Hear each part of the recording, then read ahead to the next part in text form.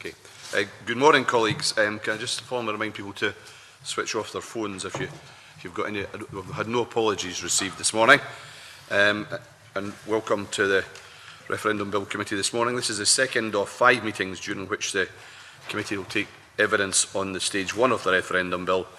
And a warm welcome to our first panel of witnesses, electoral professionals who are directly involved in implementing provisions of the bill.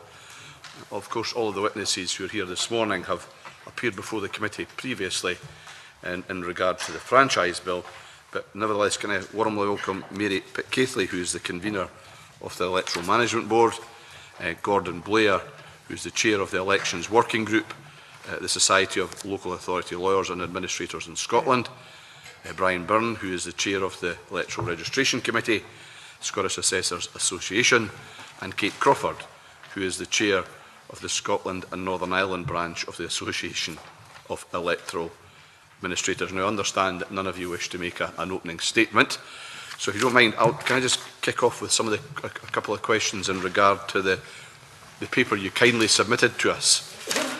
Firstly, I was glad both in your opening paragraph and in your closing paragraph you emphasise that there's been significant engagement and early consultation with the Scottish Government in regard to the development of the bill. But you do raise some interesting issues. A couple of them I'd like to raise with you. First of all, one which I think is directly related to potential change in the actual legislation itself. And I'm going to say it seems eminently sensible from what you've said, but I want to explore it a bit more.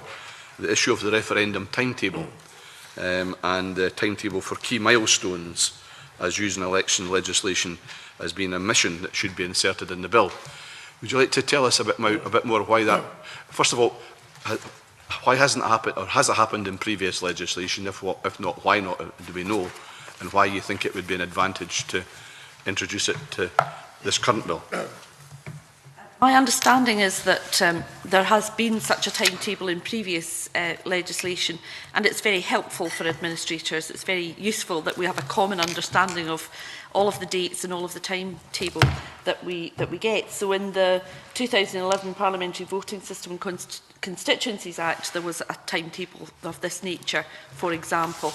I don't know why it's not there. I'm sure it was just an oversight, but I'm sure it's something that we could work on, and if it were to be added to the bill, would be very helpful for us. I want to expand on why it's helpful. I mean, it seems obvious to me, but just to get it on the record.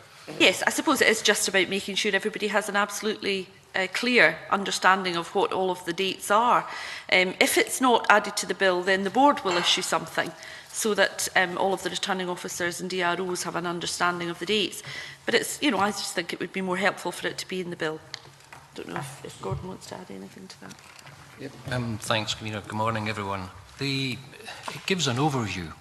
You can go straight to the pertinent regulation in detail, and it aids understanding of the legislation, minimises time taken to apply it, it aids implementation of the regulations. It's cosmetic, it's nothing to do with the actual content of the law, it's not going to change the rules, but it is a very useful, practical tool.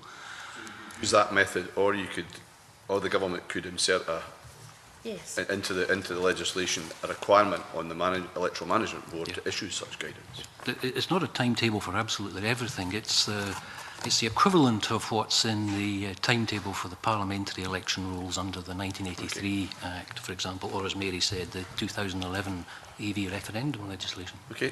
Anyone else want to raise any particular matter on that before I ask my second area?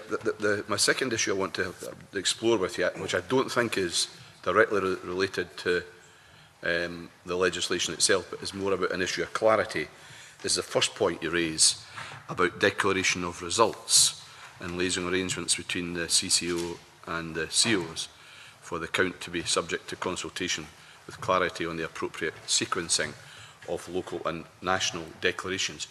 Would someone just like to extrapolate on that a bit more and explain exactly what's behind that and what your thinking is, please?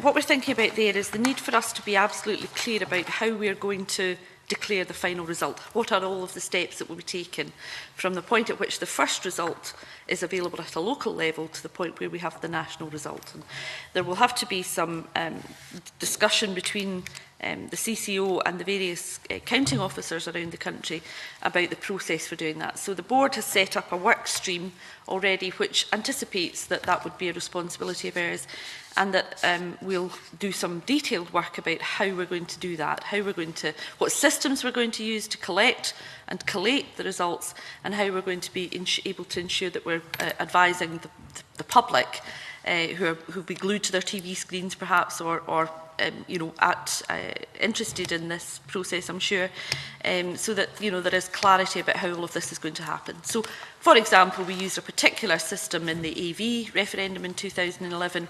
Will we use something similar to that? There's some other system now that's on the market, or is there something we can devise ourselves that allows us to be absolutely clear about the transferring of information from counting officers to the CCO? But I'm right in assuming that wouldn't require a legislative change in the bill. No. That can be done just through the Electoral Management Board anyway. Absolutely, yeah. Okay, James. Okay, thanks a lot, Convener, and thank you for coming along this morning. Just some issues around the organisation of the poll itself.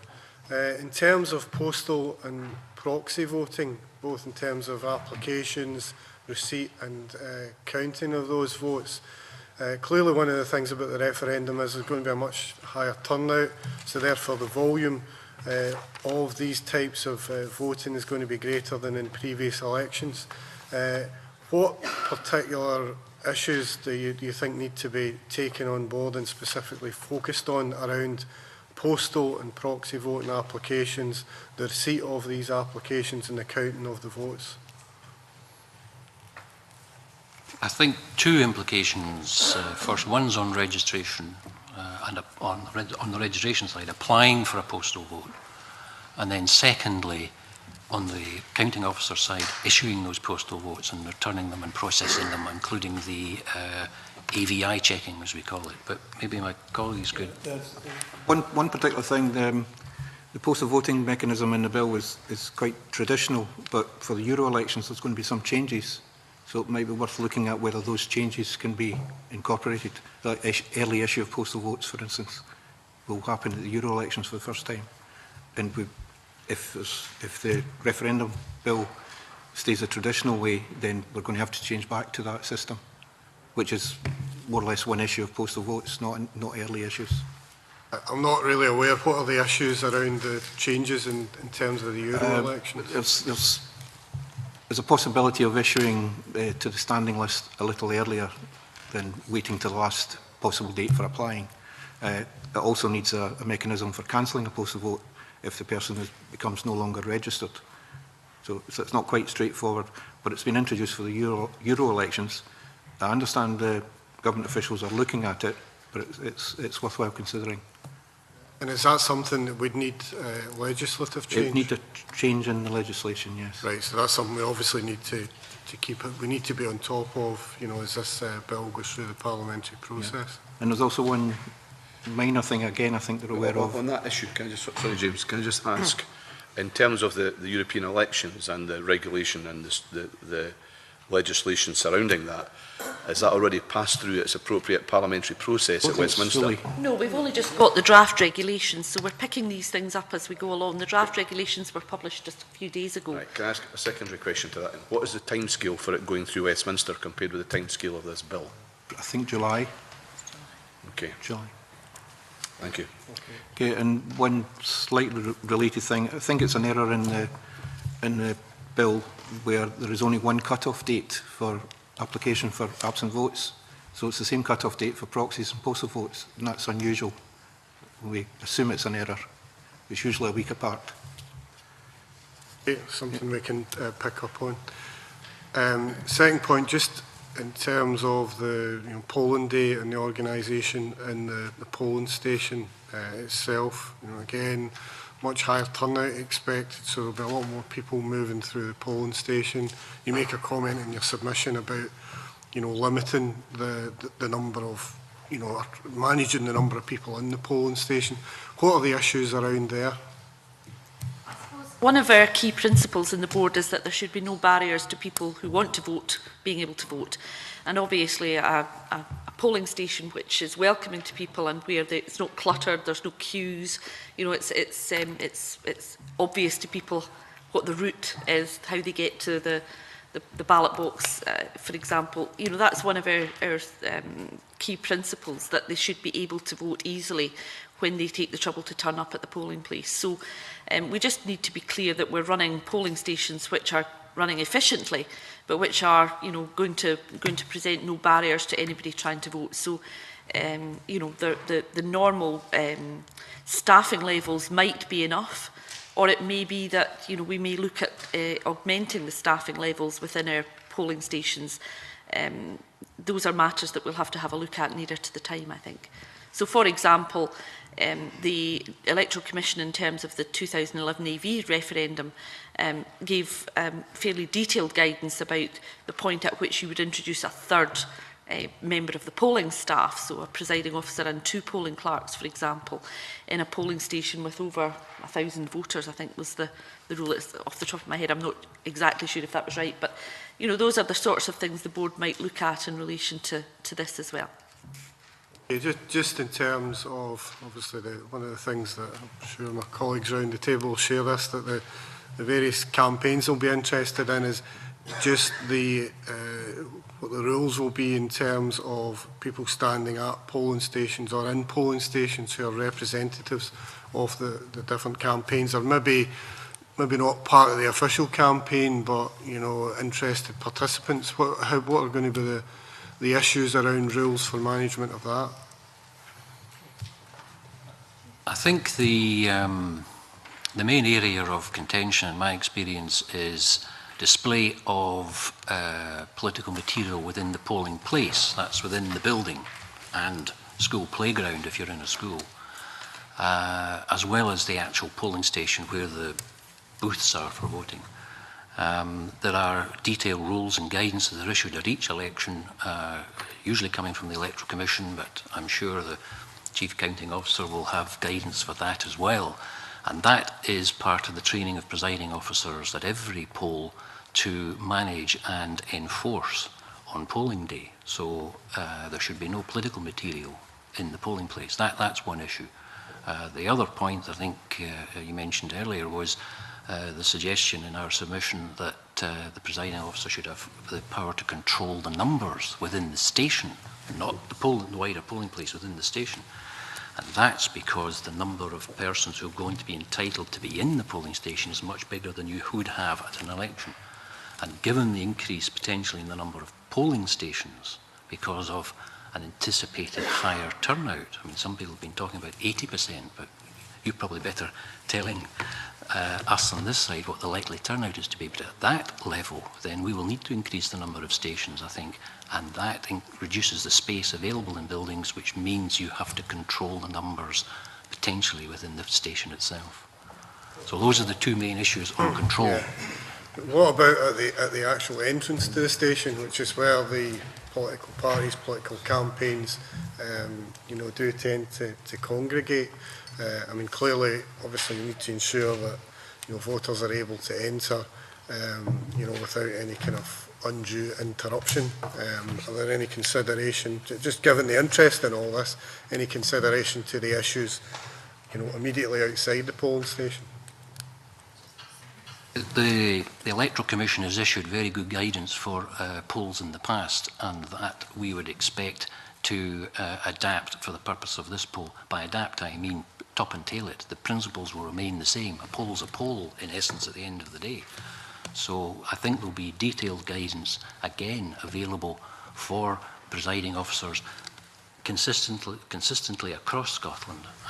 And it's then one for the presiding officers to be given the confidence in their training to be able to enforce that. I suppose I would just like to emphasise that we don't send presiding officers into the the polling day unprepared, we do have very good training modules available for all counting officers to use, and training is mandatory, so we make it essential that anybody working in a polling station attends that training.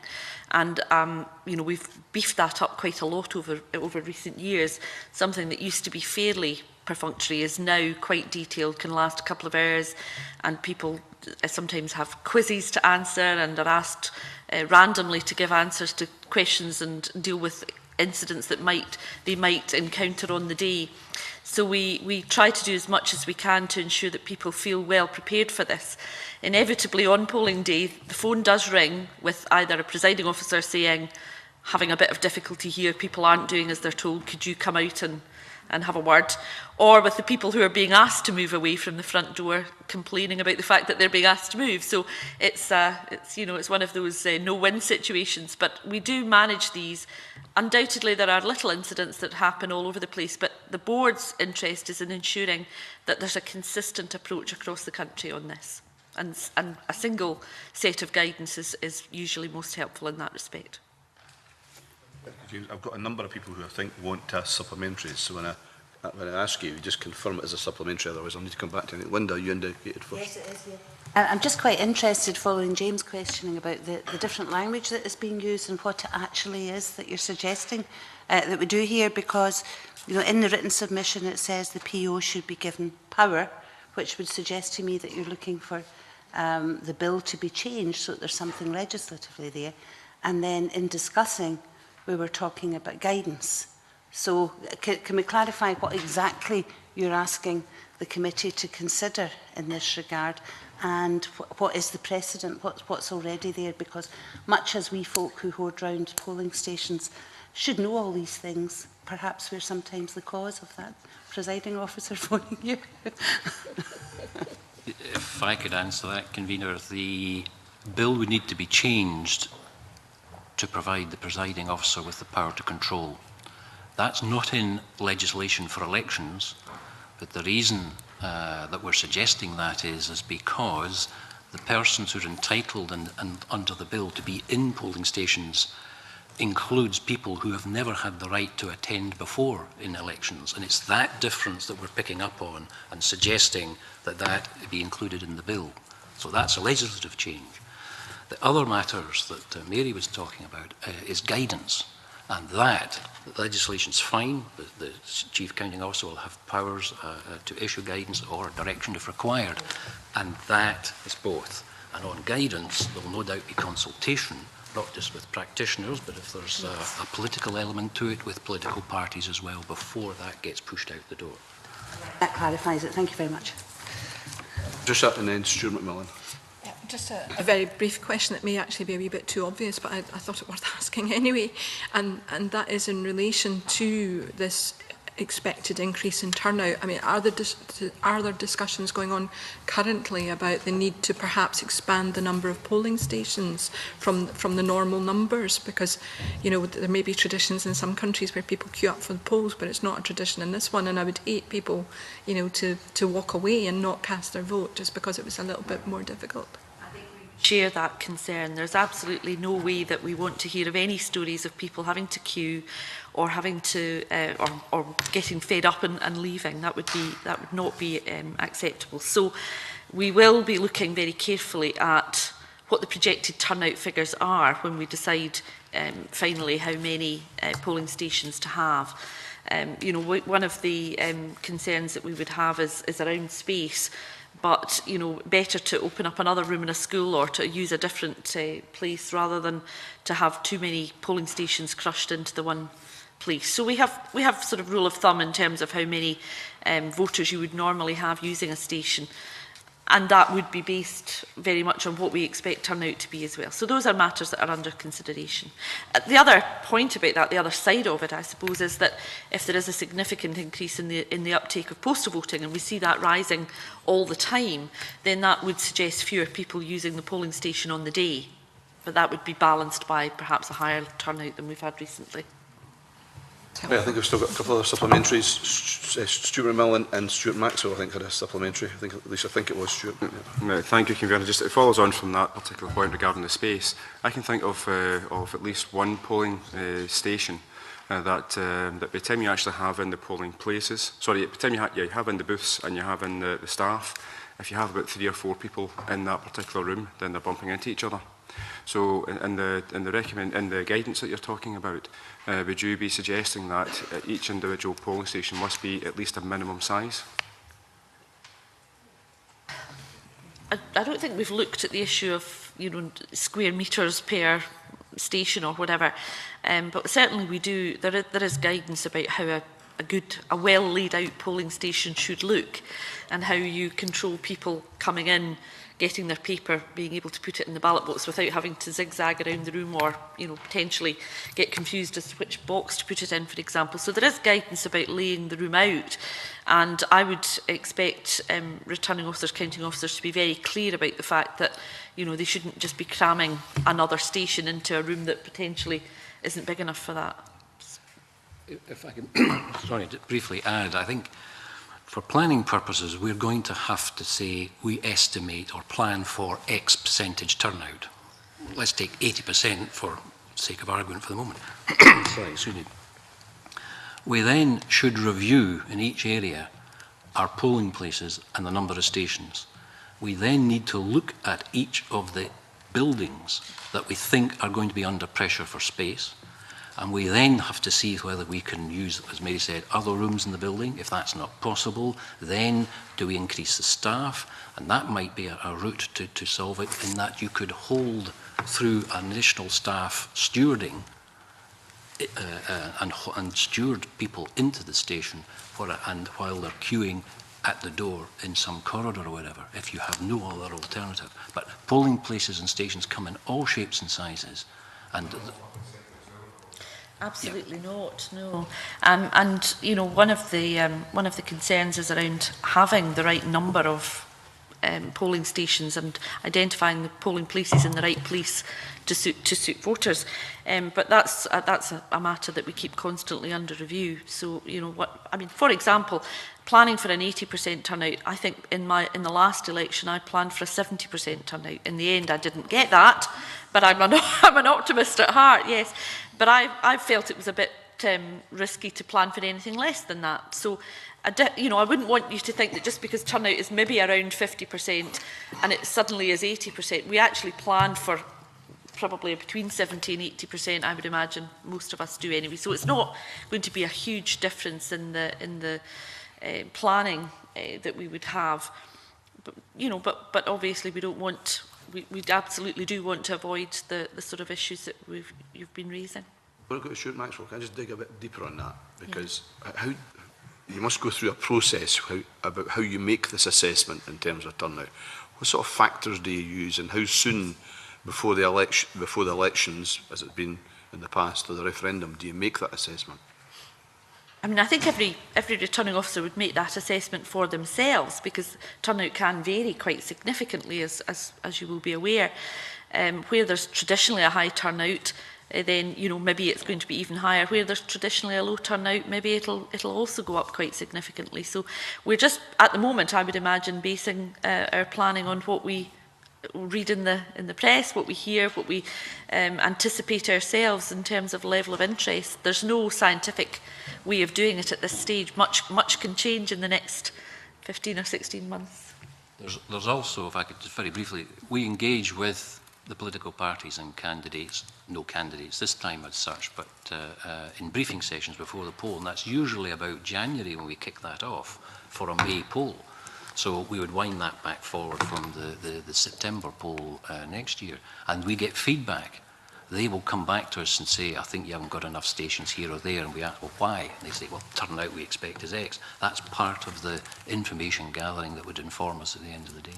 Okay, thanks. Stuart Maxwell and then Rob Gibson. Can we make this quite tight? Because I want to try and get into other areas as well. Okay, well, I've got two very brief supplementaries, if you don't mind, Convener. One was on the turnout. I mean, it's not that long ago in the past that we did have turnouts in the high 70s and 80%. So, I mean, we did manage it perfectly. I mean, I live in an area where turnout was in the high 70s, 79%. certainly in my experience, and therefore I don't remember there being big queues or any problems particularly, so I presume the lessons from the past have not been lost. Absolutely not, no. No, I just wanted to make that point. Can I go back to a question from James you talked about, who asked about political material you mentioned. Could you maybe lay out for us an explanation of what the definition is of political material? The guidance is quite clear, for example, about the types of rosettes and that people can wear in and around the polling station, whether they can have the name of the candidate or just the name of the party or just colours or whatever. And this is an attempt to try and get some consistency around this, because at one stage I think everybody probably had slightly different rules. So this time round, you know, there are no candidates, so if there are rosettes going to be worn, they probably are going to say either yes or no. So that should be a bit more simple. I'm not so concerned about that. I'm thinking of an experience not so many years ago where a challenge in an area I was working, where it wasn't to do with rosettes or badges or names or anything else. It was to do with newspapers lying inside the polling station. Yes, that was brought to my attention once as well, where in a very quiet polling station, the PO decided they would just read their newspaper, and then when somebody came in, laid it down, and of course there's a headline banner, a banner headline rather. No, we are very clear now in our training for people that they should not have newspapers lying around. If it's the polling staff, they absolutely should not leave newspapers lying around. And they should be very, very careful about anybody else who might just come in and lay something down, apparently quite casually, you know, and they are supposed to go around the polling place and make sure that doesn't happen. Very, very clear about that. Rob, the last question in this area, and then I'm going to come to Annabel Goldie. Thank you, Convener. Obviously, the talk of having more polling places leads to the question about the need for communities to know where they vote and the consistency that is required in that. Between the Euro elections next year and the referendum, I take it you wouldn't be seeing a change in polling place, because I know the disruption in terms of voting figures for people who may get it on their card, but they don't actually have very much more information than that. Do you have any tally of the change in numbers of polling places? Are you expecting there to be other venues? These are important points, I think. I haven't done any work yet to establish whether particular returning officers anticipate having two separate, you know, schemes, if you like, polling schemes. I wouldn't have thought so, but you're right, there will be a difference in the turnout if tradition in European elections is maintained. They're relatively low turnouts, and that would be, you know, in a very short period of time before the referendum vote. So we'll have to look at that very carefully and try to make sure that there is every effort and every opportunity taken to make sure that people understand where they should vote. And if it is different between the two sets of elections, then we have to particularly highlight that. Well, how do you highlight it? I mean, is there a general regulation about that? There are two issues here. The polling places are designated by the councils, the local authority. Yeah. What we've been talking about just now is the polling station, or the number of stations within the designated polling place. And the number of stations is determined by the counting officer or the returning officer. So two different things. Yeah. The review of polling places will be a mandatory review under the 2013 ERA, Electoral Registration and Administration Act 2013. That's a review of Westminster parliamentary polling districts and polling places. Now that kicks off from, I think, the 1st of October this year. And what I think we're beginning to look at is a review of polling places for our councils to take decisions on, not just under that review, but for all the back-to-back polls that are coming up, the Euros, this independence referendum, and the following year, the UK parliamentary general election, because the last thing we want is chopping and changing of polling places. That process involves public consultation, and once it's designated, then that every elector who has had a change of polling place will be notified through the registration officer staff at our behest on the returning officer side. I suppose it's possible, though, that you could turn up at the Europeans, there's only one polling station, it's in the classroom that you always go to or whatever. You turn up in September and there's 2 classrooms being used, or the hall is also being used. So it's the signage, and it's about having this sort of stewarding that Gordon spoke about as well, making sure that people don't go into one room and they don't see their address, so they think, oh, it must be somewhere else, and leave. That sort of thing. Right, Annabelle, can I just pick up on one issue? The powers that you wanted, which are additional, haven't been there before for the PO in these circumstances to have a power. Okay, given a power, how are they going to enforce that power? How are they going to make it happen? If you know, and how would that be different to the force of the personality of an individual in these circumstances? The answer to that is the same as to the question, how would they enforce the power that they've always had to remove people who are causing a disturbance? Basically, you ask them to leave. If they refuse to leave, they contact the returning officer and ask for assistance. If it's escalated beyond that, they ask for police assistance. So there's a process there already, is what you're saying. Sorry, Annabelle, on you go. Declaration of results, Convener, I'm still a bit unclear about what Section 6 actually means. I notice that according to Section 6.3, subsection B, it's very clear what a counting officer is required to do. They mustn't make any certification, and they mustn't make any public announcement until authorised to do so by the Chief Counting Officer. Now, my first question is, does that imply there's a discretion to the Chief Counting Officer to actually allow local announcements? And my second question is, in terms of Section 6, subsection 4, we're very clear the Chief Counting Officer has to certify papers counted, votes cast in favour of each answer, and the number of rejected ballot papers. But there's nothing about the Chief Counting Officer publishing their result. So that means it could remain a big secret.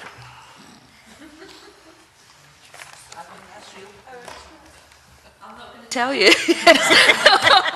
I've certified it. I've written out my certificate and you're never going to know. I'm just curious. It seems to be a bit of an anomaly. It could well be, yes. I'm not sure that had occurred to me, to be honest. I mean, obviously, there is reference to public announcement elsewhere, but that would be by the counting officers locally once they've received the authority to do so. I'm just looking to see if it's over. But does that mean there could be local results? Does that give the Chief Counting Officer that discretion? Well, certainly in the AV referendum, for example, are very similar provisions, and people were announcing the result locally, and the overall result was an aggregation of all of that. And is that what you would anticipate happening here?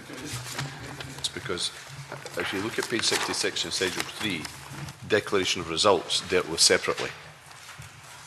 Make sure that the witnesses have got that in front of them as well. So it's page 66, Schedule 3, 35, 1, 2 and 3. Yes, so it's described there. I hope that helps. That's okay.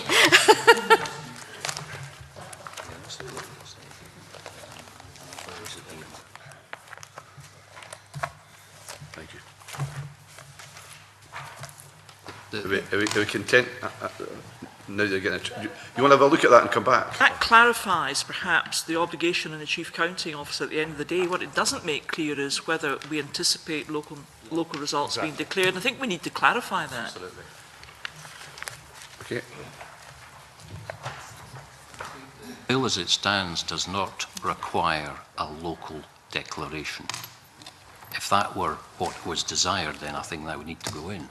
But at the moment, it's a certification by the Chief Counting Officer to the local counting officer that she is happy with that local count. It then gets fed into the national result and there's a national declaration.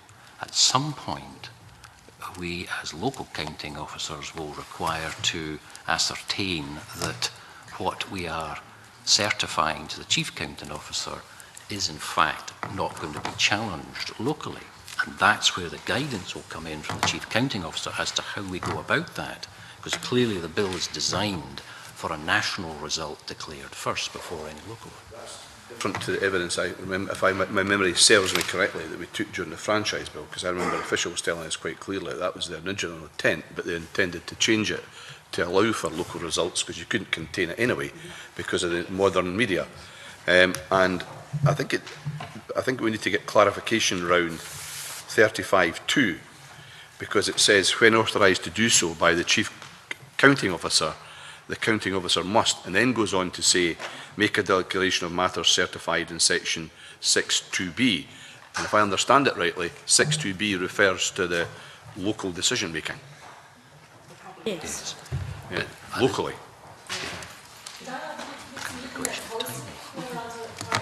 The bill requires counting officers to provide the CCO with the certified results, information on rejected ballot papers and other information as soon as they are available. The CCO will then authorise the counting officer to announce the local result. When the CCO is in receipt of all certified local results, a national declaration will take place. So that's certainly policy intention. I think that's what that paragraph I just read out refers to. But if we need to get clarity, well, maybe we should note that point just now, and actually before we actually write to the government now about that to get clarification. Right, that takes me now, I think, to. Sorry, Patrick, is that supplementary to this? Okay, on you go. First, Convener, can I apologise to you and to the witnesses for being a few minutes late for the meeting. I could blame ScotRail or the Transport Minister personally. That's obviously my preference. Before we get to... You got your bed the right side, actually. Beg your pardon? You got your bed the right side, Before we get to the declaration of a result locally, if that's what does happen, in an election, the campaigners for one candidate or another will have the opportunity to challenge for a recount if they think it's very close and that the result may not tally with what they were expecting based on their canvass returns. There is provision for recounts here, but I'm not clear on what grounds a challenge for a recount might be brought. Obviously, even if a result is very close in one local area, that doesn't necessarily affect the outcome of the overall referendum. So could you tell me something about how that power is expected to be used prior to local declarations happening? I mean, the discretion as to whether or not to have a recount is entirely based in the counting officer. Now, normally, as you say, that there would be some discussion with the candidates and their agents before a decision of that nature would be taken, and there could be a request from one of the candidates for a recount, but ultimately the decision rests with the returning officer. In this case, the decision would rest with the counting officer. I would anticipate the board issuing guidance to counting officers on this matter. There was very clear guidance issued about the potential for recounts in the last set of elections, particularly around e-counting. If you remember, there was specific guidance given there as well. So it's the sort of issue that the board would be very interested in and would expect, I think, to issue guidance that would help counting officers in the exercise of that discretion. The issue, of course, is a local result that's having to be recounted will affect a local outcome. Just on the basis of the votes being recounted, whereas the outcome of the referendum is not just on the basis of those votes. In Glasgow, for example, one of the local ward results was declared, councillors were put in place, and then a ballot box was found that hadn't been included. And so there had to be a count again, including those results some weeks later with the elected councillor unsure whether his position was in doubt.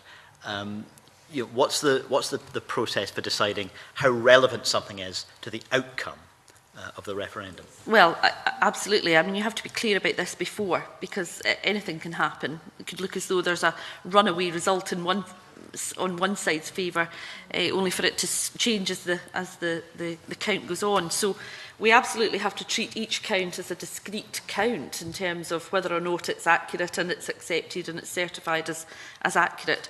Now, there are all sorts of processes by which you would go through the double checking and triple checking of the results before any announcement was made and any contact was made with the CCO. So, for example, the verification reports are much more important elements of the process than they ever used to be in my experience. And people are now very familiar with asking for information about the verification figures. and then can very quickly see whether or not that tallies up by the time you get to the split of the papers as well. So the verification tells you how many valid papers have been counted, and then when you split that into the yes, no and rejected, that should add up, and that's a very simple check that people are now quite used to making. Okay, thank you. Okay, I think we'll move on to another area. I think it's Stuart Maxwell, you're an issue you wanted to raise. Mira, it's hopefully a small point, just a clarification. In the paper you submitted, you talk about attendance at the count, which is in Schedule 3, 29.2, it's on page 62 of the bill. As the bill stands, it says the counting officer must publish notice of the time and place at which the counting officer will begin to count the votes. That's at 29.2. And you've suggested a change to that, which says must give notice to observers attending the count of the etc., etc. Why have you made that suggestion? Well, basically what we're saying is that there are only certain people who are allowed to attend, and therefore it's appropriate that they should be the ones who get notice of that. Now, obviously, the public will be interested in this, but generally the public are not entitled to just turn up and attend a count. So a public notice, if you like, could lead people to think that they could. I'm just wondering though, clearly there's a lot of people who are interested in this, not just those who are turning up as observers, but also the media and a number of other individuals and outlets who would be interested in this particular aspect of it, when the count starts and the likely outcome in terms of how long it will take, etc. Does the change you are suggesting restrict other individuals apart from the registered observers from knowing this information? No, I mean, I think apart from the registered observers, we are talking about the media, obviously, as the other group who will be observing what's happening. And we would obviously be in great close contact with them about what the arrangements are. I think our view is a public notice would lead people to believe they could just turn up. They could just turn up at the count and walk in without any accreditation or without fulfilling any of the requirements. It doesn't say at 29.2 it's a public notice. The word public doesn't appear at 29.2. Publish a notice. Publish notice. It depends whether or not you mean the definition of what that means. Well, I think the point that in the submission is that for every other poll, there's no publishing of a notice. It's what's the requirement is for the returning officer or counting officer to give formal notice of the date, time and place of the count to those who are entitled to attend. Public are not entitled to attend. Entirely another matter what information we give about the count to the public as to when it's going to take place, whatever, or just for information.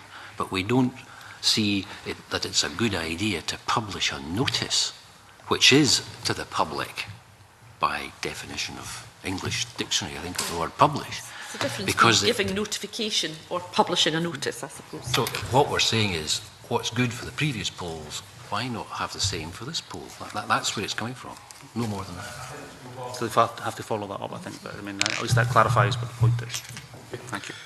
Any other points on that issue? In that case, I think, Rob Gibson, you're an issue you wanted to raise. Just a small issue. You mentioned the question of the need for an index or contents page for the conduct rules that you say were included in the Parliamentary Voting System and Constituencies Act of 2011. Having an index in this bill is your suggestion. I suppose it's just a bit like the timetable. You suggest that we do the work rather than you do. It's standard approach for every other electoral legislation. So again, it just aids understanding. We're needing to make that amendment. Okay, thank you very much. Annabelle, I think you're an issue. Yes, again, perhaps a minor point raised in your paper. You talk about the disregard for days of public thanksgiving or public mourning. 2 points here. One would be, could you, I mean, I'm sure they're defined terms, but just perhaps for the benefit of the record, could you explain what how days of public thanksgiving are defined? Because it's not a term with which I'm particularly familiar. Well, I think that a day of public thanksgiving or public mourning has to be passed by a parliament, and it's just that if that's effectively a day off work for people, then it shouldn't be counted as part of the timetable. That was the only concern, because Saturdays, Sundays and public holidays are not counted. I was going to get on to the kind of general principle, but just so Parliament would pass would agree that there should be a day that's a holiday because it's a day of public Thanksgiving. But what kind of, is there any prior examples of that? What kinds of things constitute public Thanksgiving? Well, it's by royal proclamation. There was one last year, the Jubilee. Was one. So that kind of. Yeah. I think the point is the computation of time for other purposes for conducting the poll, I think invariably includes as an exempt day days of public Thanksgiving or mourning. So it was just for consistency of approach.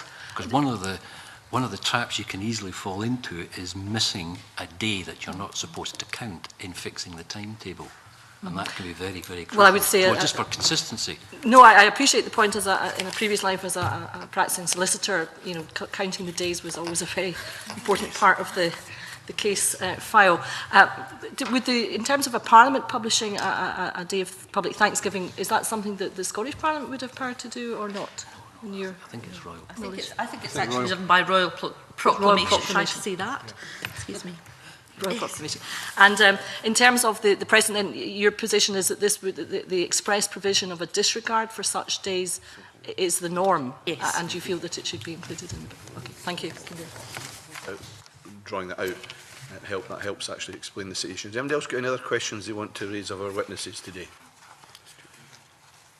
Sorry, Stuart McMillan, apologies. Thanks, Convener. Just as a brief point, just regarding Schedule 1 and the form of the ballot paper.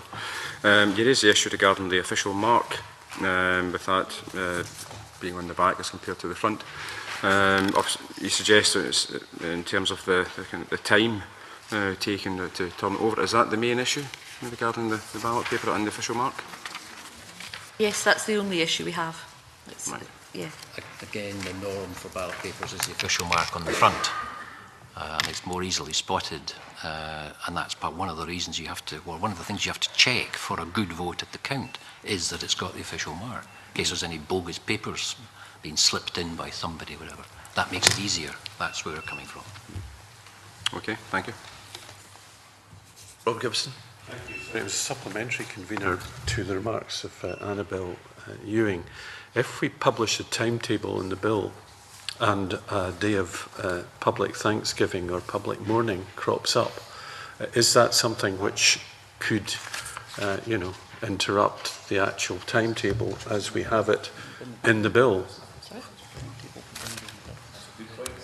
The answer to that is no, because the timetable that we're envisaging in our submission is the timetable that appears in legislation for other polls, and it's not actual dates, it's the formulas that determine what each step in the timetable is, and that formula will take account of whether there are any days of public Thanksgiving or mourning. And it's the formulas that should be in the timetable. And what we're referring to, a good example, is either in the 2011 AV Referendum Act or the Parliamentary Election Rules, Schedule 1 to the 1983 Representation of the People Act. During that?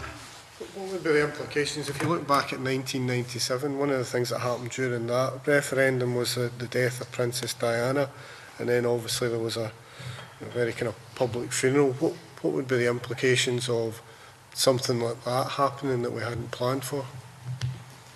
In terms of the conduct of the poll, the only implication off the top of my head would be that there presumably would be a day or days of public mourning, which become exempt, and therefore would affect the actual timetable. If you didn't have that in the timetable as a formula, then the poll would continue, because it wouldn't, the timetable would not take cognizance of such an event as that. And there's no issues then of the potential length of that and having the formula that impacts on other statutory requirements in terms of the time that things need to be done before the poll? No, because obviously if things had, if dates were going to be missed because of this, then you wouldn't be able to do that. It would only impact on things that you still had to do. You can apply it retrospectively. I'm not explaining that very well.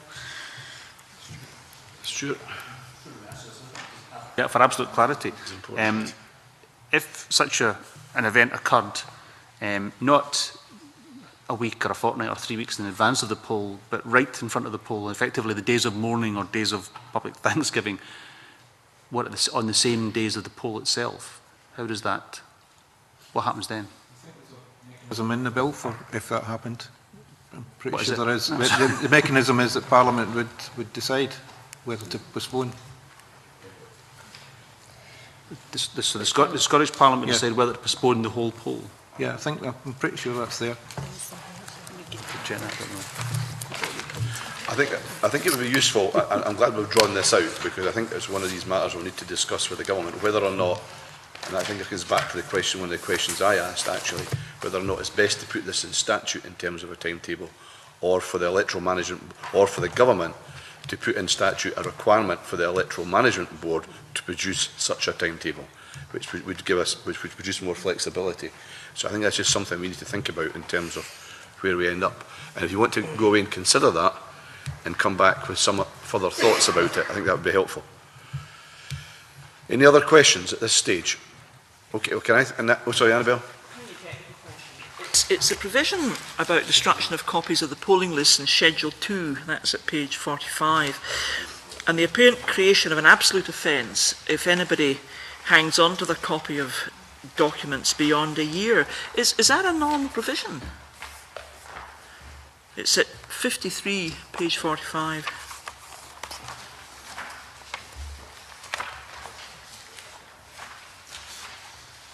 This is the same as has appeared in the referendum legislation, Pepera, I think. But I would have to check that. I'm just surprised at the absolute offence. I mean, I guess most political parties aren't too aware of that, never mind the designated bodies. So I was just curious, before we all got locked up.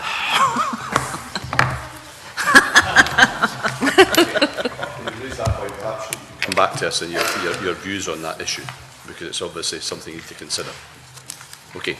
Any other points with these particular witnesses? In that case, can I thank you very much for coming along and being prepared to deal with issues in such detail. But I guess part of our job is to go into that detail to make sure everything goes as smoothly as it can. So we're very grateful to you. I'll just suspend the meeting for the next 5 minutes. Thank you very much to allow a changeover. Thank you.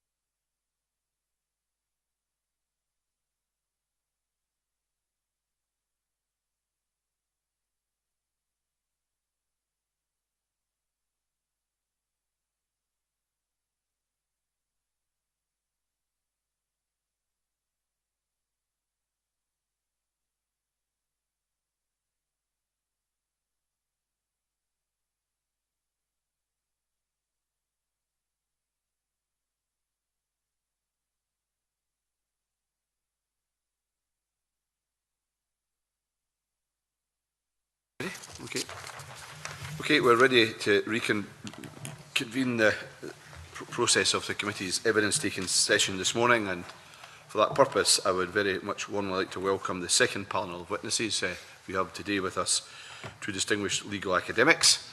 Can I therefore welcome to the proceedings of the committee Professor Neil Walker, who is the Regis Professor of Law at the University of Edinburgh, and Professor Tom Mullen, who is Professor of Law at the University of Glasgow. Now, I understand that neither of you wish to make opening statements in regard to the bill, so we can just crack on straight to questions. Annabelle, Ewan, could you good morning, gentlemen. I'm looking in particular at Section 31 of the bill, which is a restriction on legal challenge to referendum result, as set forth in Section 31, and also the paper helpfully provided by Professor Mullen, Tom Mullen, this morning. If we could first deal with what's actually in the bill, and it was just really to hear your comments on the provisions of Section 31 as currently drafted, and then perhaps I can go on to the other issues raised by Professor Mullen in a minute. Will I start? Yes. Well, as I'm sure you understand, it does seem to place a restriction on the availability of judicial review, so that a petition for judicial review has to be brought within the 6 weeks period mentioned there. This is similar to a number of provisions which appear in, for example, compulsory purchase and planning legislation, which allow for an equivalent judicial review within a fixed time limit. And in those Acts of Parliament, the period is 6 weeks. And obviously the idea is it's a matter which finality is quite important in, because a lot of things proceed on the assumption that the decision is correct, and it wouldn't be in the public interest to try and unpick all these things 6 months or a year later. Yes, I entirely agree with that, and it's. I mean, I don't maybe to anticipate what might be said later. I don't think it's attempted. I don't think it's intended to be a general ouster clause, which would exclude all other forms of judicial review, or even if it was intended to be that, I don't think it would necessarily have that effect. But clearly, just to reiterate what Tom said, clearly time is of the essence. And you know, the security of the result is very, very important. It may raise other issues about the extent to which, for example, if you look at the timelines, the time periods for the return of documentation of expenses, etc., which is clearly related to the probity of the referendum, then there might seem to be a slight awkwardness that for these that can be as long as 3 or 6 months, if I recall, whereas the statutory judicial review period is 6 weeks. But maybe that's something we can deal with later.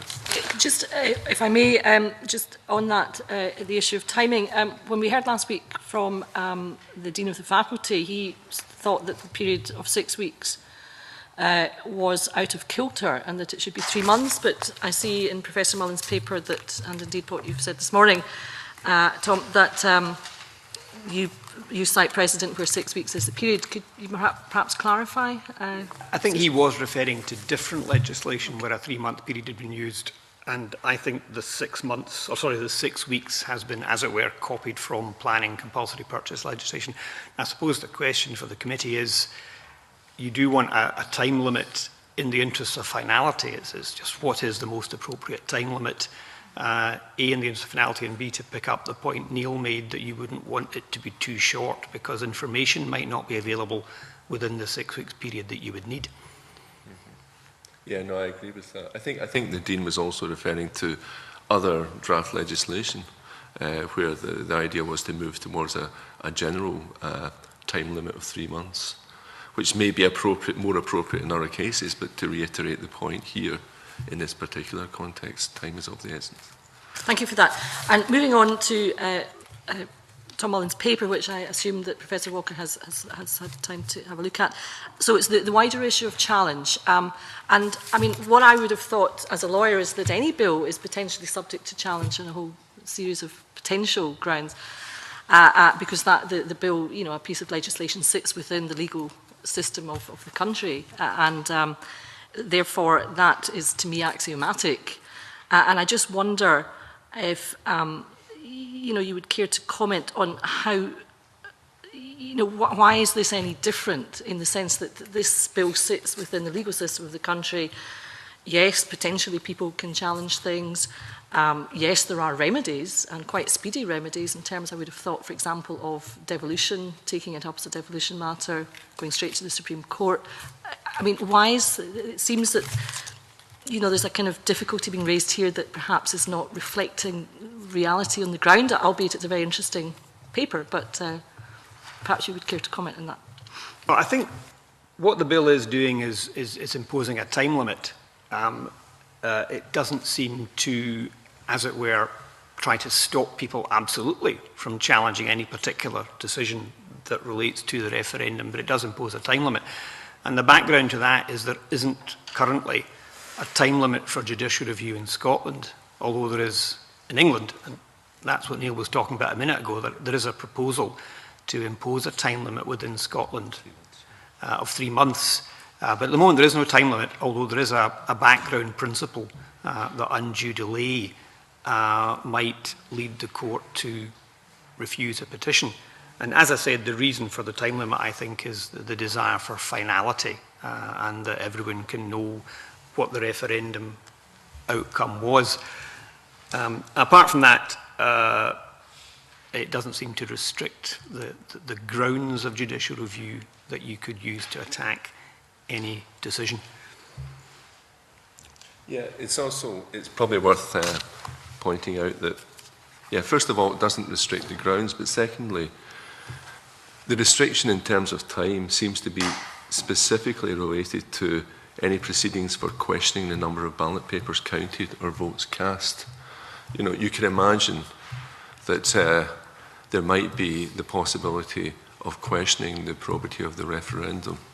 We're talking about outlandish possibilities here, but it wouldn't necessarily be on the basis of the number of ballot papers counted or votes cast. It might have something to do with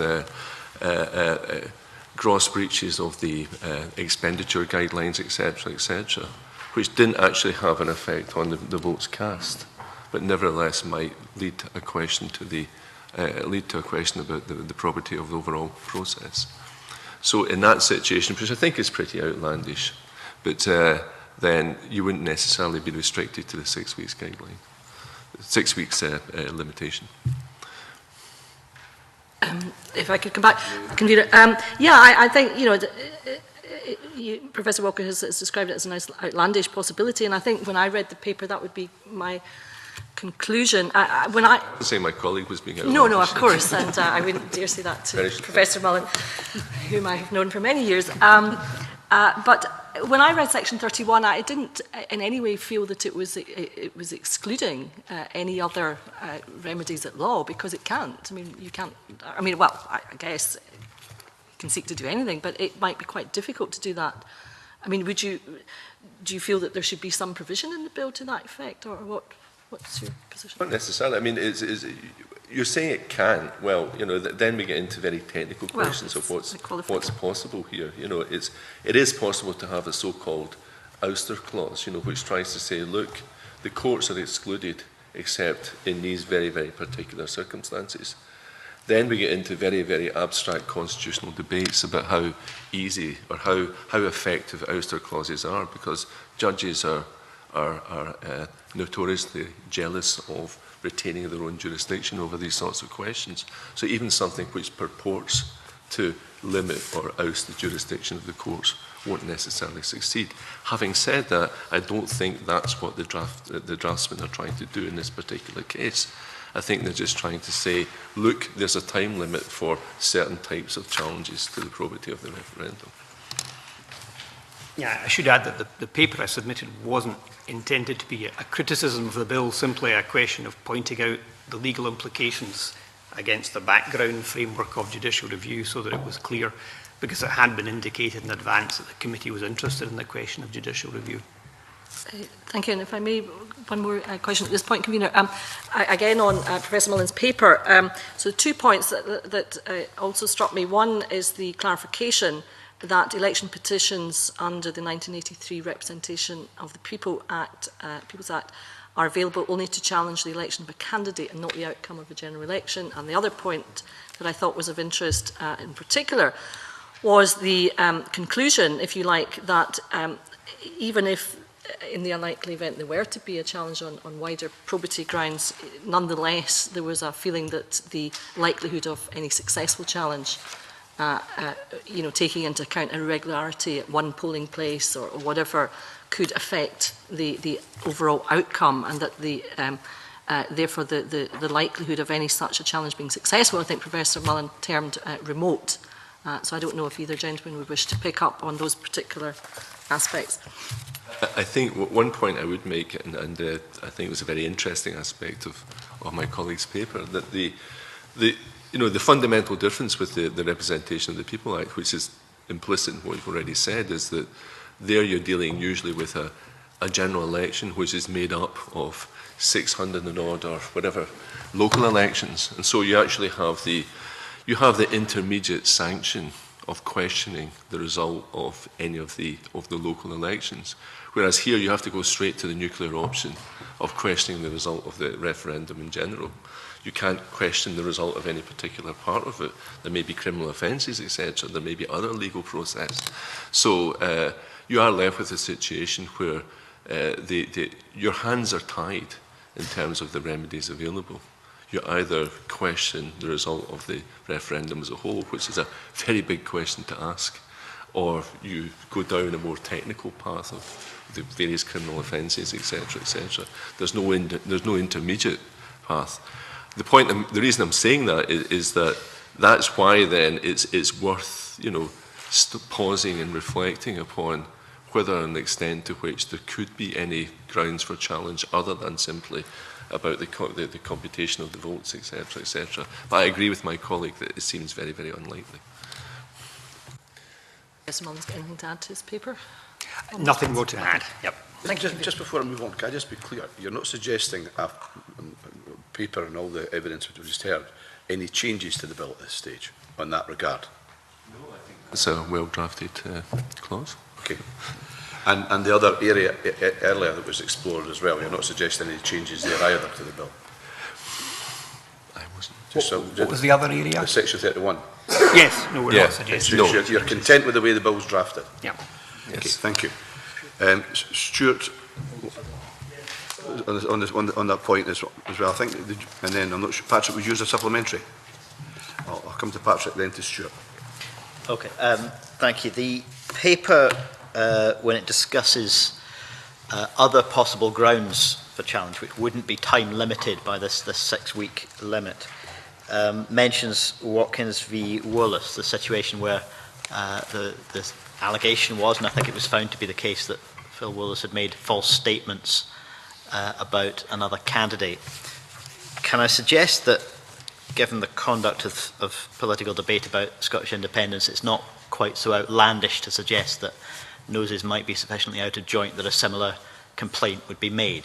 And there's obviously a balance between legitimate cut and thrust of political debate and an illegitimate or challengeable false statement. Is there anything that we ought to be doing to better clarify that balance, to try and close down the possibility of that kind of challenge being brought? I think that would be, I mean, clearly you've got some other bits of law that might be relevant. If a statement was made about an individual and it was defamatory, then the defamation could be challenged, but that would take time. I was more meaning about the referendum itself. But right. So making a false statement about a candidate in an election is about the issue that the election concerns, who should be elected. Yeah. Making a false statement about the issue this referendum concerns is about Scottish independence or the United Kingdom as two future paths for Scotland. Yeah, I think it would be difficult to have a regulatory solution to that. It would involve perhaps someone like the Electoral Commission coming along and saying that this campaign or that campaign has said something outrageous and untrue. And that would be a great innovation. in our electoral arrangements and would be highly contentious. So I think the risk that people will make outrageous statements is something that simply has to be combated by non-legal means. The other side has to fight back and put its point of view.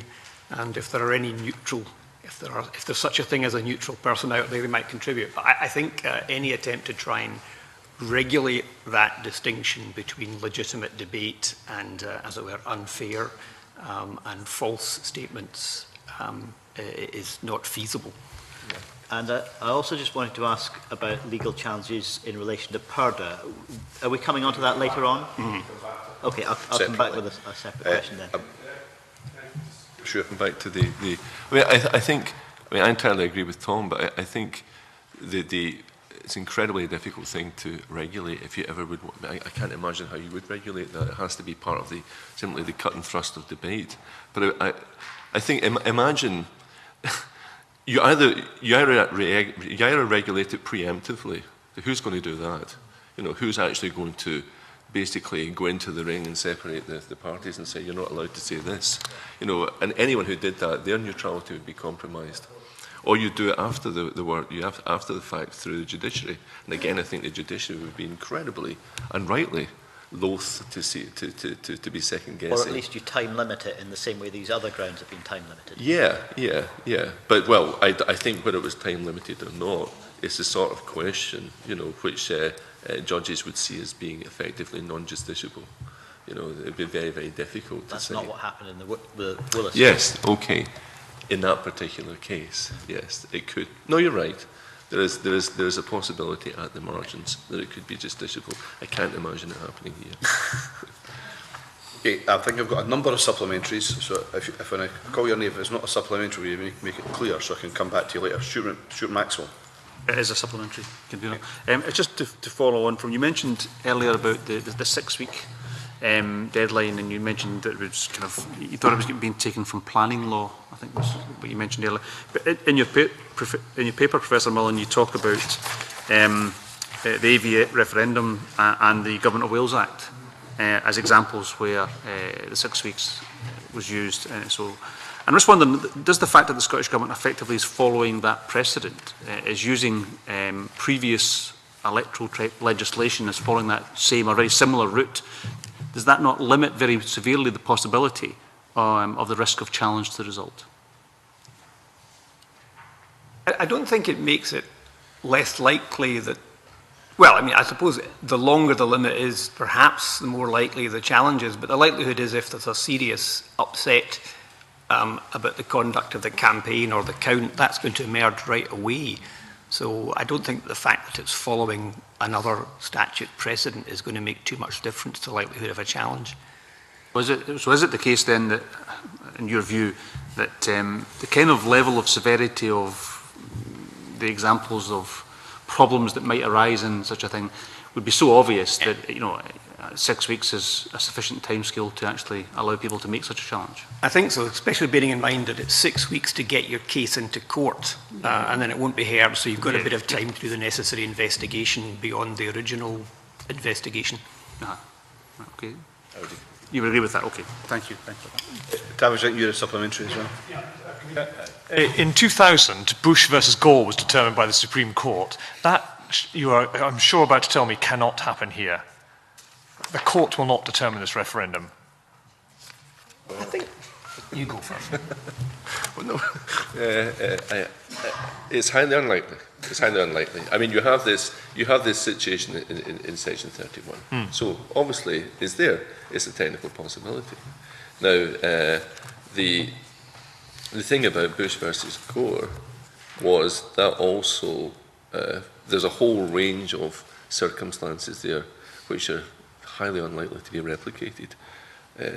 I was going to say, including the fact it was a very, very close vote, but I shouldn't say that.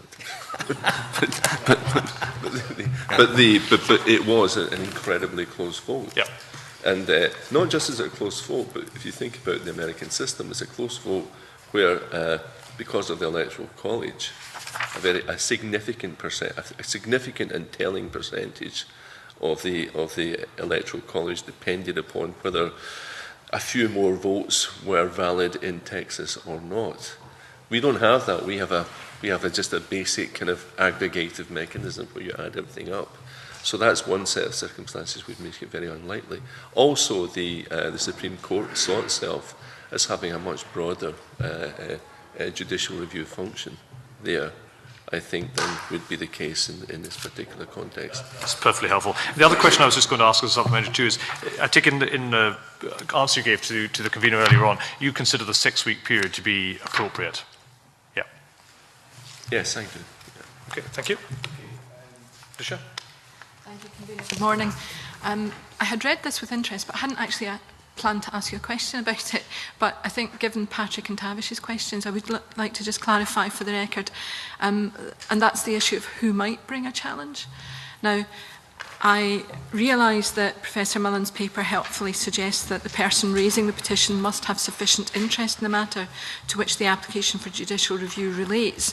And in the previous paragraph, there's some clarification about particular cases that have occurred. Now, forgive me if I don't know the detail of Walton versus Scottish Ministers, which I'll now have to go and look up because I'm intrigued by it. But I wonder if you could perhaps just explain a little bit about what an interest would be deemed to be. Well, in the past, there was a definite difference between Scotland and England on this front, and the broad effect was that in England for quite a few years it's been possible for pressure groups to come along and represent the public interest, people like Greenpeace, Friends of the Earth, and they can't say that their members are more affected than anyone else, but they're dealing with an issue that does sort of affect everybody, like a problem in the environment. And in England they've been able to bring these cases. It's been difficult to bring these cases in Scotland because the definition of the interests you had to be something more personal to you. But the recent cases I referred to in the paper have effectively said the law of Scotland has to change to allow people to represent the public interest.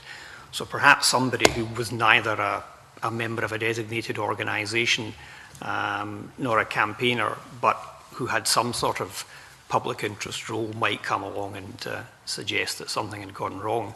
But I think that the likelihood of that is slim because of the practical issue of funding the litigation, because it's the political organisations that will have the money to pay the lawyers to bring the case, and also to risk having awards of expenses made against them if they lost. So I thought it was important to make the point that there could be a public interest role, but it's probably unlikely that anyone would take it up.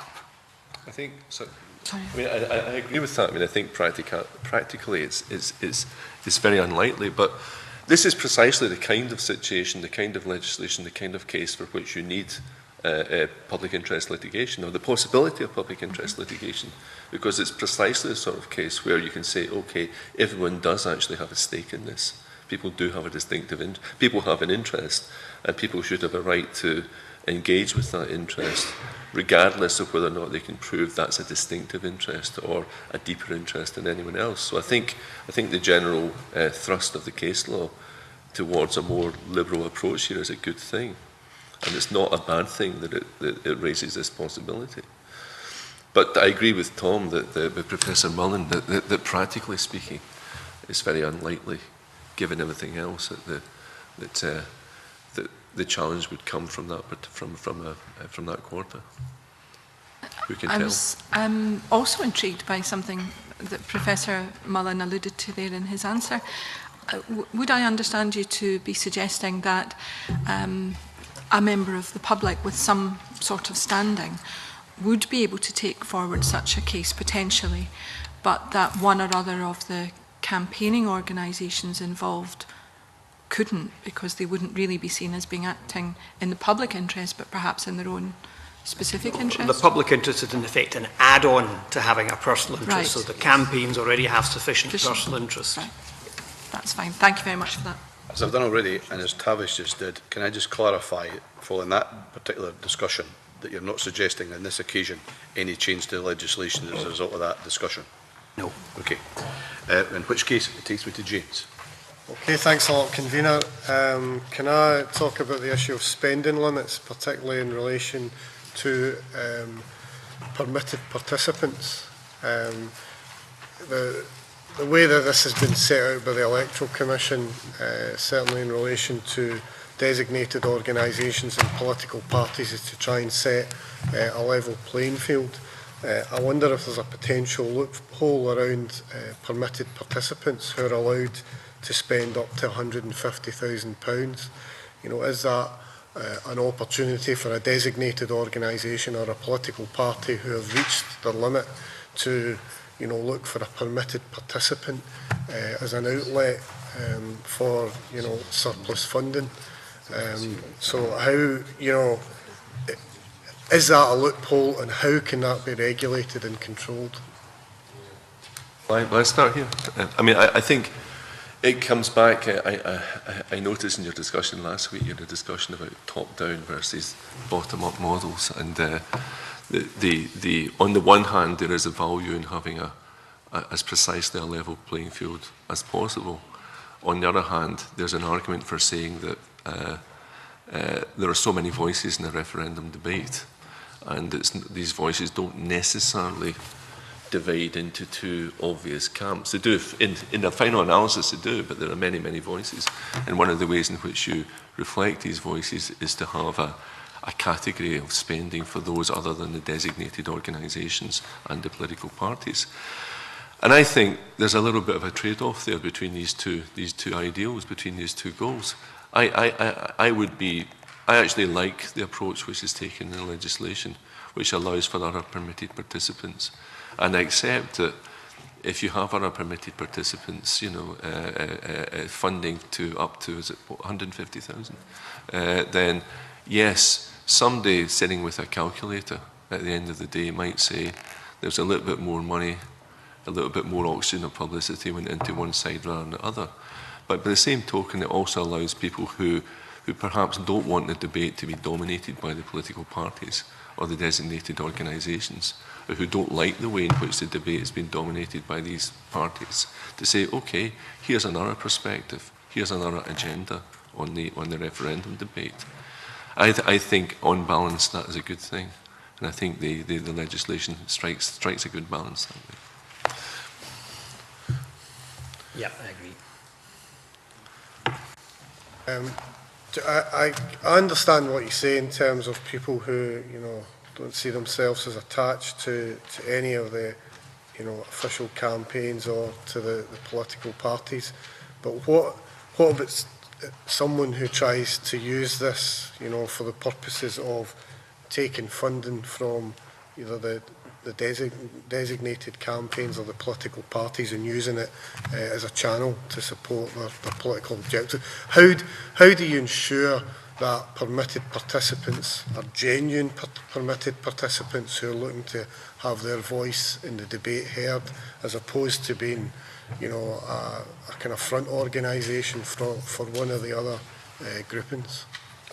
It's a very, very difficult area of law, but I mean, we cannot deny that there's a lot of regulation in the schedules there, which precisely tries to deal with these sorts of circumstances, you know, and which is looking for linkages between source and expenditure, etc., and which creates all sorts of offences, you know, if these things are hidden. Now, none of that's perfect, I know.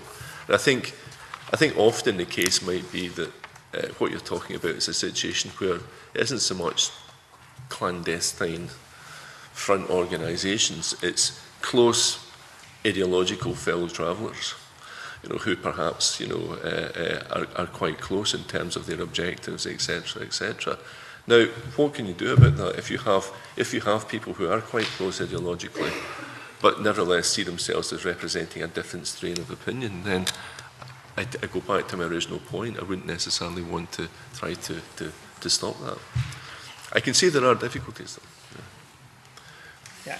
Could I add, again, one of the ways of trying to combat that might be political, and here the rules on donation reporting might be helpful, because paragraph 41 of Schedule 4, for permitted participants, they have to make a report on donations 4 weeks in, and then 8 weeks in, and then 12 weeks in, and then I think about a week before the poll.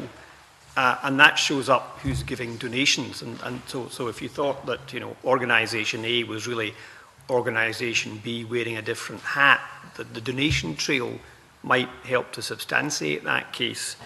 I think there's a separate question about whether the disclosure level at 7,500 is low enough, but that is a separate question. Maybe you want to come back to that.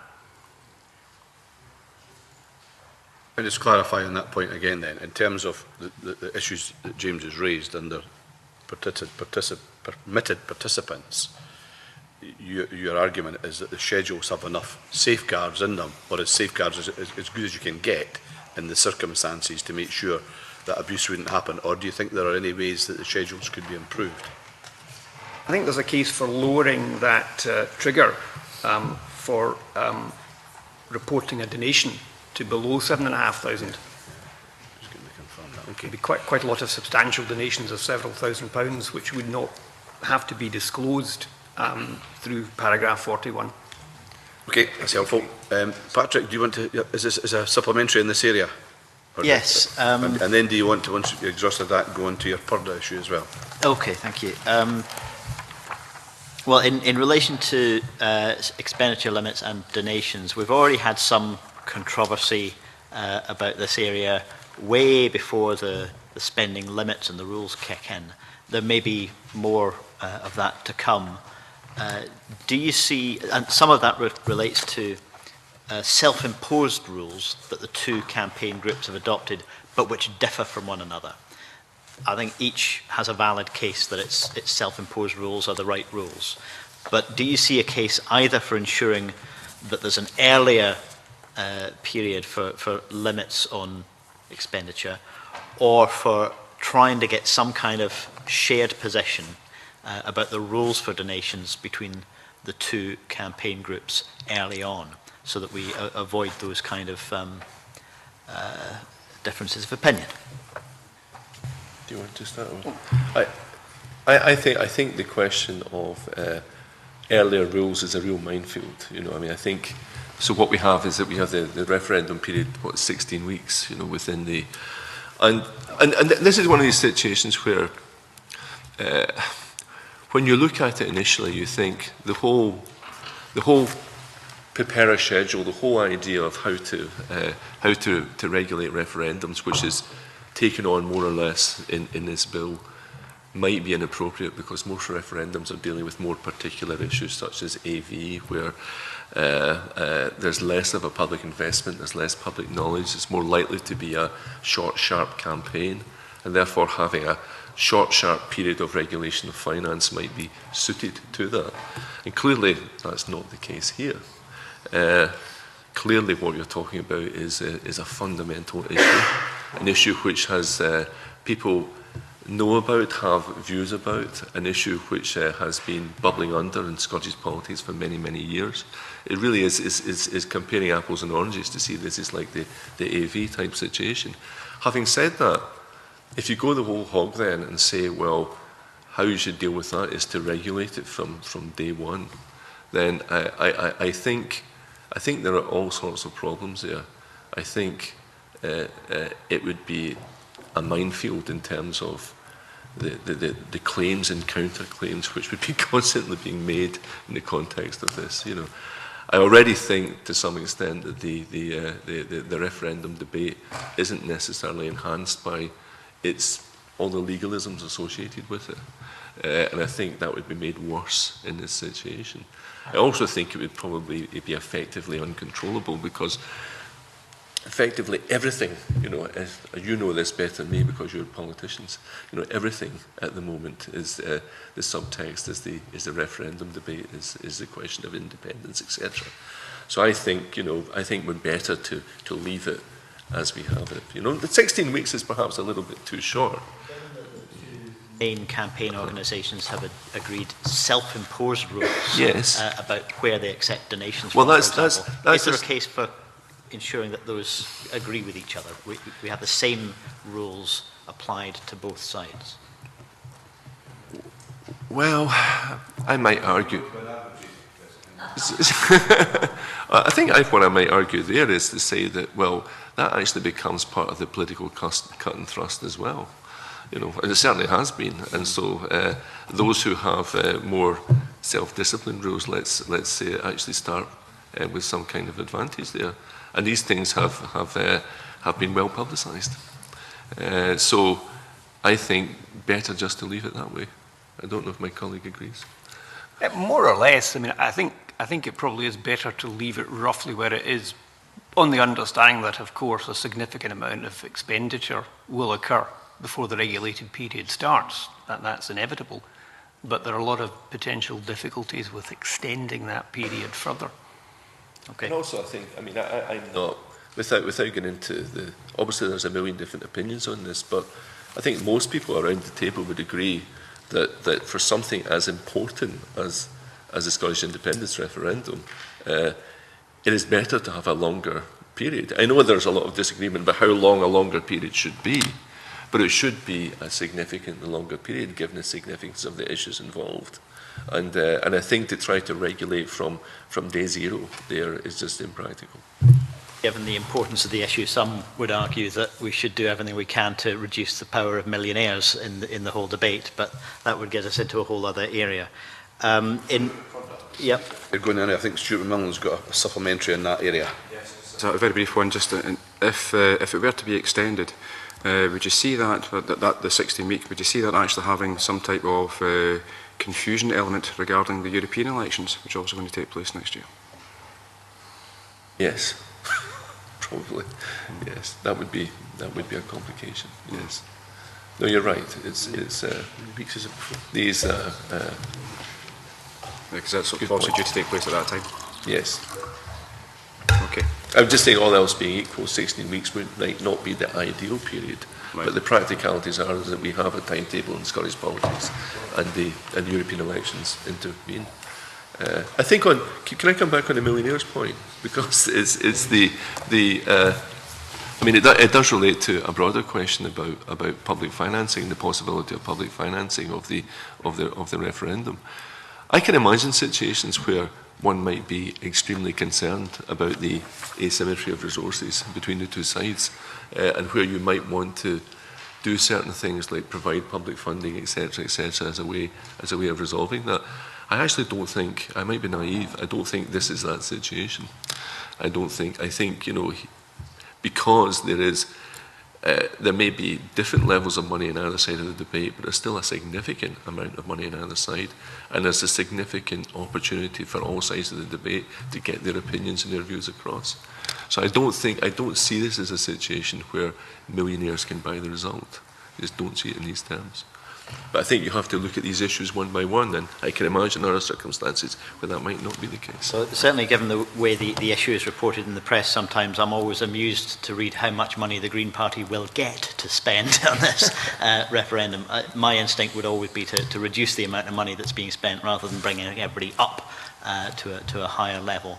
But could I move on, Convener, to the issue about Purda? There's been some discussion at last week's meeting about the length of Purda, but there's also a question about the different status that Purda will have between Scottish and UK government ministers. That's obviously the case because we have a legislative provision in this bill, and that can only apply to Scottish ministers.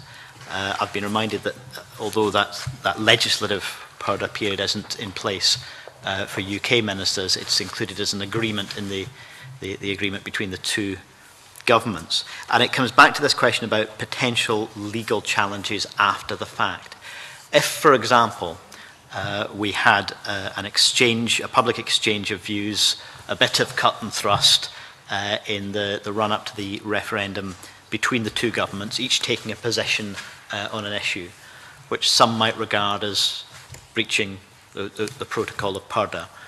The UK ministers would be guilty of breaching politeness. The Scottish ministers would be guilty of breaking the law. Is that an area where legal challenges potentially could be brought? And does that leave us a problem in that legal challenges could only be brought against Scottish ministers, even though the two governments would have essentially committed the same offence? I think there's an argument that the Edinburgh Agreement itself could be used as the basis of a legal challenge because paragraph 29 of the Edinburgh Agreement says, I'm just trying to find the words, it refers to the custom of ministers refraining, and it refers to the provision in section 125 of PEPERA, and it says the UK government has committed to act according to the same PEPERA-based rules during the 28-day period. It's not clear-cut, but there is the basis for an argument that you could bring a petition for judicial review to enforce what you might call the promise in paragraph 29 of the Edinburgh Agreement. In saying it's not clear-cut, though, that implies that any challenge against UK ministers would first have to get over the hurdle of demonstrating that the Edinburgh Agreement was a basis. Was enforceable. Whereas right. a challenge to Scottish ministers, it's very clear, it's in the legislation. That's right. You would have to convince the court that the Edinburgh Agreement was in some sense enforceable. And had the same status. Yeah. It does not contain a statement saying that it is not legally binding. And that is something that agreements sometimes do. They contain statements that this is binding in honour only and not a contract. There isn't that statement. So that particular obstacle is not there. But the legal concept used would be the concept of legitimate expectation, that there was a legitimate expectation created by this apparent promise in the agreement, and that ought to be enforceable. So I think that there's an argument that can be made there that would found judicial review. But I do think it would be more appropriate if the purdah periods were on a statutory footing for both governments. And that therefore, I mean, the Scottish Government might enter into discussions with the UK Government about it promoting legislation, so there was an equivalent statutory obligation on the UK Government. The alternative, of course, would be that the purdah period would be a matter of agreement between both governments and not have a legislative basis at all. Yes, that's an alternative approach. And on the more general question of whether an alleged breach of the purdah protocol would be a grounds for challenging the outcome, in the same way as I mentioned the Phil Willis case, making false statements about another candidate was seen and ultimately became a successful grounds for challenging the outcome of a parliamentary constituency election. Does either of you have a view about whether that would be seen as a challenge on the outcome? Well, I think that's distinguishable from the basic question. I mean, if you have some action by one of the two governments that seems to be in breach of the purdah, then you would have someone going to court saying, here is an illegal act. And the court might be willing to say, yes, we think it's an illegal act, but they might do no more than declare that. So the petitioner is then saying, the petitioner always has to say, what is the remedy that they seek? Is it simply a declaration that something illegal has been done? Or is it more than that? If they went on to say, and this is an illegal act, and therefore the referendum outcome is invalid, that would be a much more dramatic statement. But it would clearly be seen as an illegal act which was intended to affect the outcome of the referendum. Yes, it could be. Yeah. I think what the courts would do in that situation, though, is just following up what Professor Milne said, is that they would make a calculation about whether it had a decisive effect. They would make a hypothetical calculation about whether this effect was likely to be decisive. And if they didn't think so, then they wouldn't go for the nuclear remedy. It would only really be a problem if we were already reeling from a 51-49 outcome. Perhaps, yes. Okay. Yes. Yeah. Thank you. Bearing in mind that the litigation might be brought a few days before the outcome, the fact of the litigation might create reputational damage for one side or the other. So it could be significant beyond its actual legal outcome. Okay, thank you. And then Linda. Patrick Harvey's sensible suggestion that the two governments should come to an agreement on handling purdah in that sense. That presumably opens up the length of purdah as well. If you're going to discuss the terms of purdah and the way in which both governments would hold to purdah, it opens up the length of purdah. Do you have a view on the length of purdah as well? 8 days at the moment, isn't it?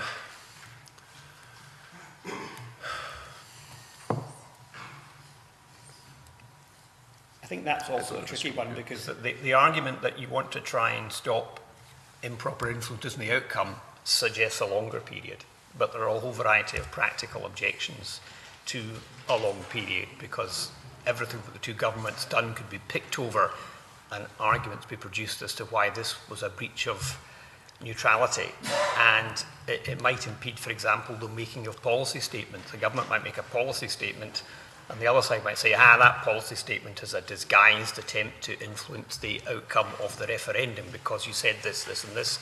And I think that's the type of practical reason for keeping it short. So, I mean, I don't have a definitive view on how long it should be. I mean, that's maybe a good question to address to ministers. They could say what the in more detail what those practical obstacles to having a longer period are, so that the committee could satisfy itself that 28 days was the right period.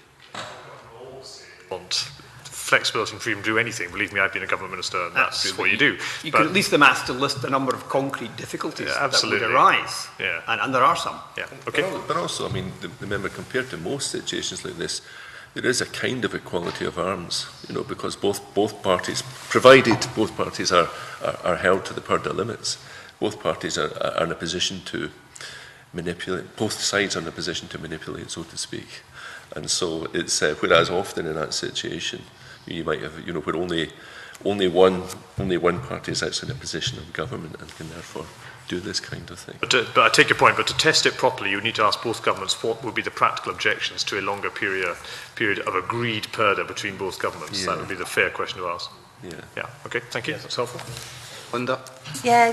On the same issue, the policy memorandum makes it quite clear that it's the 28-day period has been chosen because of PERA for UK elections and referendums. So it's the same, and that's what was endorsed in the Edinburgh Agreement. But I was interested in what our pair of professors were saying about the Edinburgh Agreement and in terms of Purdah on both sides. And it reflects very much what Michael Clancy from the Law Society said last week to us. And he was quite clear when he said, nevertheless, I think that a distinction should be made between a statutory provision and something contained in an extra statutory agreement that people might want to flesh out. So I suppose we're doing some of that here, but the real issue is fleshing it out with the UK government. Can you give me your opinion on whether it would be fairly straightforward for the UK government to put something in legislation so that they're matching the Scottish Government in terms of legislation about Purdah? Yes, in short, it would be straightforward.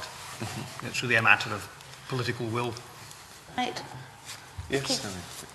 I think it would be not everything they want to do is straightforward, but I think that would be relatively straightforward. So that would, in fact, probably save an awful lot of the arguments and negotiations that there may well be in terms of trying to enforce a gentleman's agreement that doesn't have these clauses in it, Professor. I mean, I would underline what Professor Mullen said. I mean, I think it's a pretty strong gentleman's agreement. Yeah. You know, I think there's an argument for saying first of all, there's an argument for saying it's a kind of law, right, quasi-law, but also secondly, there's a very, very strong sense that it is an undertaking made by a public body, which then gives rise to legitimate expectations. So there's quite a strong case. Mm-hmm. You might still say it's an unnecessarily extra additional hurdle to have.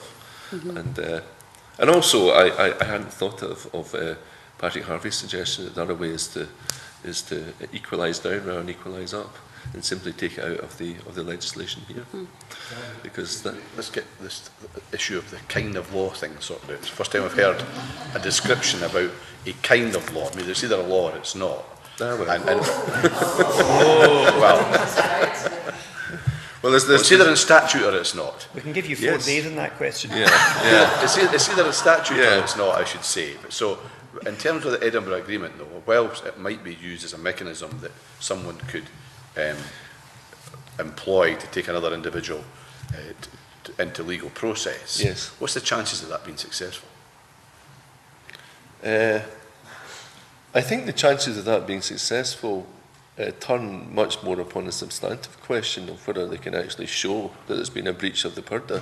I actually don't think getting over the threshold of saying that you have a binding commitment, I think there's a very, very good chance you can get over that. Very good chance. It's helpful. Okay, any other questions? Gentlemen, that was a fascinating period of evidence-taking session. I'm very grateful to you both for coming and giving us evidence today. Thank you very much. Now that takes us on to the next meeting is scheduled for Thursday the 23rd of May, when the committee will take evidence from the Electoral Commission, the Information Commissioner's Office and the SDUC. And committee members should be aware we'll begin slightly earlier at 9:15, so if we could make sure we get there 10 minutes beforehand to help us decide which questions we're going to deal with. I can also remind members that following stage 1 debate on the franchise bill on Tuesday, members may now lodge amendments to that bill. The deadline for lodging amendments is noon on Monday the 3rd of June. And I now formally close the meeting. Thank you.